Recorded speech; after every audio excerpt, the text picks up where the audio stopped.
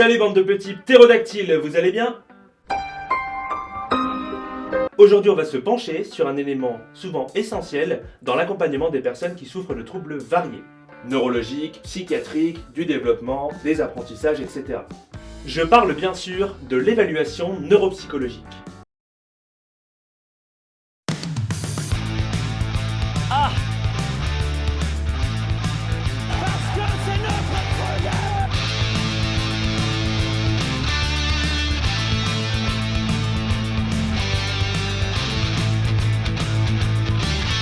Moi je pense que la question elle est vite répondue. J'aime me battre. Ah, c'est pas faux. Ça fait partie de la psychanalyse. Nani?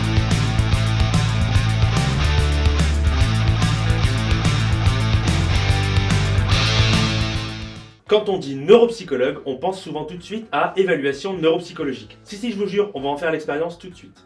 Neuropsychologue, évaluation neuropsychologique. Mais vous savez peut-être déjà qu'être neuropsychologue, ce n'est pas que faire de l'évaluation neuropsychologique. No! God, please, no! No! Pour une piqûre de rappel, la vidéo est juste ici, et j'espère ne pas me tromper de côté cette fois. Là ou là.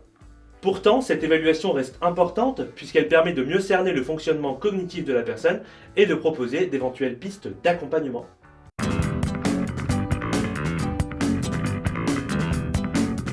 Eh bien, c'est un outil parmi d'autres. Finalement, on peut l'avoir comme une lunchbox. Vous avez de quoi faire un repas complet, salade, sandwich, chips, bouteille d'eau, fruits, cookies, etc. En prenant soin de manger équilibré et avec tous les nutriments nécessaires, vous vous assurez de bien répondre à votre organisme quand il vous dit qu'il a besoin de se nourrir. On s'éloigne un peu du sujet là, non?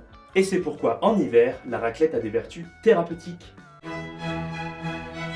Mais notre ami, enfin l'autre moi qui a juste changé de chemise, a beau s'être un peu perdu dans son explication, la métaphore de la lunchbox a tout de même un sens.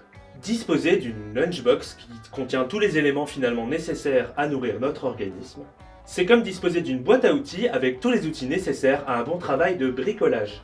Et disposer de cette boîte complète, c'est comme l'évaluation neuropsychologique. Avoir tous les éléments, tests, difficultés rencontrées au quotidien ou encore éléments cliniques observés durant l'évaluation, permet de mener une bonne évaluation neuropsychologique. Et la réflexion légitime qui se pose alors est la suivante. Nous aurions pu directement passer par la métaphore de la boîte à outils sans passer par l'imbroglio de la métaphore de la lunchbox. Here I come. C'est une excellente remarque, Jean-Mi. Mais vois-tu, j'ai faim. L'évaluation neuropsychologique est un outil complexe qui nécessite l'utilisation de tests, mais aussi notre sens clinique, notre capacité à écouter les difficultés que nous rapporte la personne, ou encore une considération des biais qui ont pu influencer les résultats à l'évaluation neuropsychologique, comme la fatigue, l'anxiété ou encore la prise de traitement par exemple. En gros, l'analyse va bien au-delà des chiffres et tient compte de la singularité de la personne.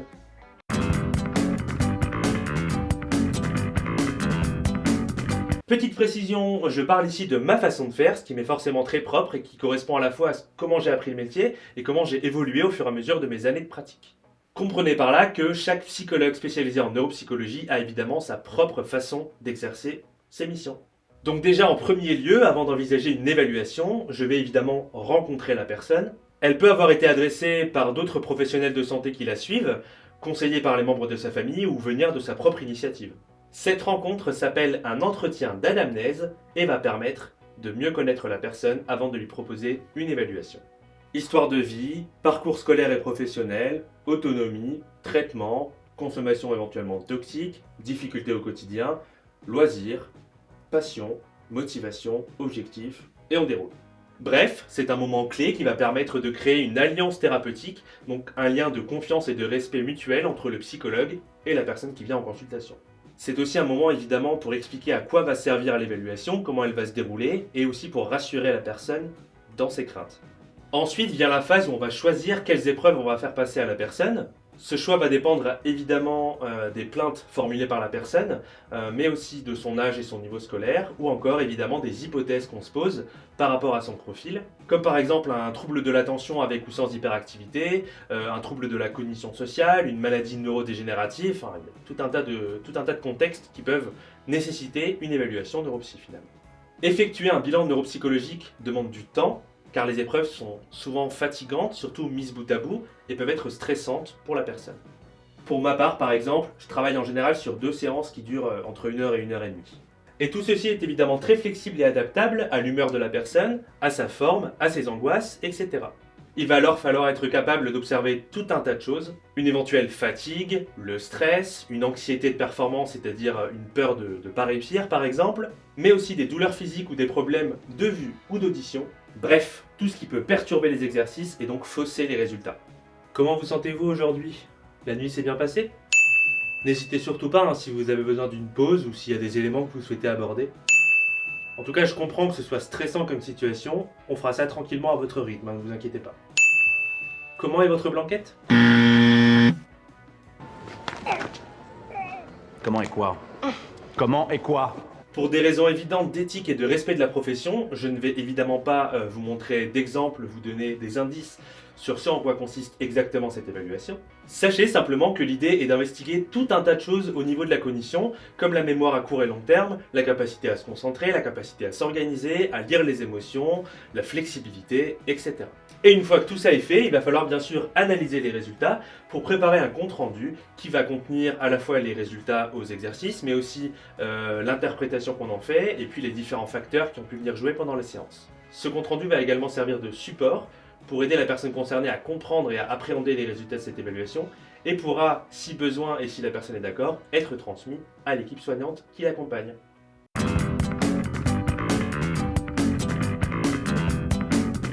D'abord, cotation. Coter les résultats, c'est regarder les tests effectués et calculer les scores de la personne. Ensuite, on va comparer ces scores à une norme pour situer les performances de la personne selon certains critères, en général l'âge et le niveau d'études. Stop! Je vous vois venir, petit trublion. Comparer à la norme ne veut pas dire mettre dans une case ou considérer la norme comme un idéal. D'ailleurs, c'est quoi la normalité? Non, Jamy, cela est tout simplement une étape qui permet de voir où se situent les performances de la personne, par exemple pour retenir une information ou rester concentré, par rapport à ce qu'on peut attendre d'elle à son âge et avec son niveau d'études. Ah, il y a autant d'interprétations possibles qu'il y a de dinosaures différents, de personnes différentes, pardon. Chaque profil est unique, c'est ce qui fait en fin de compte la richesse et la diversité de l'être humain. C'est tellement beau que quelqu'un me tue par pitié. Finalement, le travail du ou de la neuropsychologue sera d'être capable de voir au-delà des chiffres.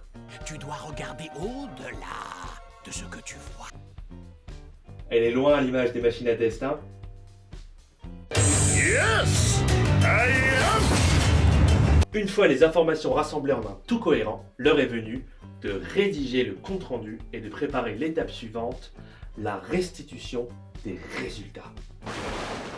C'est pas du tout effrayant, pourquoi il y a cet effet?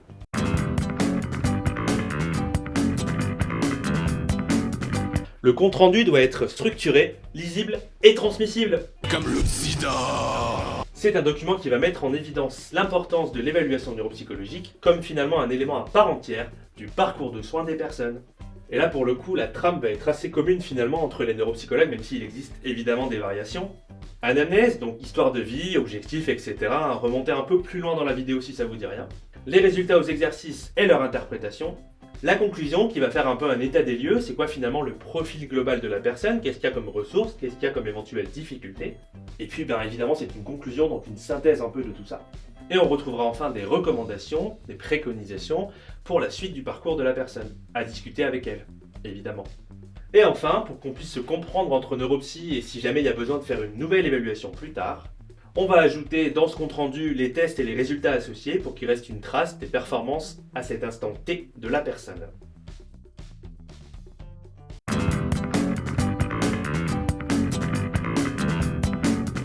Il est alors temps de transmettre le compte-rendu de l'évaluation à la personne concernée, bien évidemment. C'est un moment crucial où la personne reçoit les résultats et les accueille finalement avec parfois une appréhension qu'on peut tout à fait comprendre. En effet, il arrive très souvent que les personnes arrivent avec un petit stress, un petit doute, est-ce que j'ai bien réussi ou pas, est-ce que j'ai des difficultés ou pas. Et je pense notamment par exemple à tout ce qui concerne la mémoire ou encore les capacités intellectuelles. Et on peut l'entendre, après tout, est-ce qu'on peut pas finalement tous et toutes avoir un coup de stress quand on va recevoir les résultats d'un examen, qu'ils soient médicaux, paramédicaux, scolaires, etc. Et en tant que psychologue spécialisé en neuropsychologie, il va falloir faire preuve d'un certain nombre de capacités. empathie, vulgarisation, compréhension, écoute, etc. Il faudra transmettre convenablement en employant les bons mots et en évitant notamment le jargon neuropsychologique. Ouais, la capacité de gestion des interférences en mémoire de travail est pas ouf. Par contre, au niveau de la récupération en mémoire épisodique verbale, on est vraiment bien. Non. Le but est que tout soit clair, compris et intégré, et en tant que neuropsy, on est là pour accompagner cette étape au mieux. Chaque ressource sera valorisée et à chaque difficulté sera proposée éventuellement une piste d'accompagnement. Le tout conformément aux attentes de la personne, les difficultés qu'elle ressent, ses besoins et ses objectifs pour plus tard. Une fois passée cette étape de restitution, je ne suis plus du tout dans le cadre de la caméra. Une fois passée l'étape de restitution des résultats, il reste à transmettre ces informations, avec l'accord de la personne, à son équipe soignante. Médecin, infirmier, ergothérapeute, psychologue, bref, tous les professionnels qui accompagnent la personne dans son parcours de soins.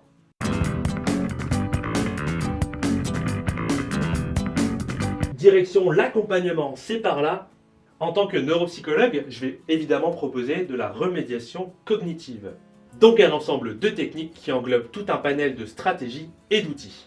Tout ceci a pour but d'aborder les difficultés de mémoire, de concentration, d'organisation, de reconnaissance des émotions, etc. pour soulager le quotidien et permettre à la personne d'atteindre sereinement ses objectifs et d'améliorer son bien-être dans la vie de tous les jours. On en parlera plus en détail le mois prochain dans la dernière vidéo de l'année 2021 déjà. A plus les dinos!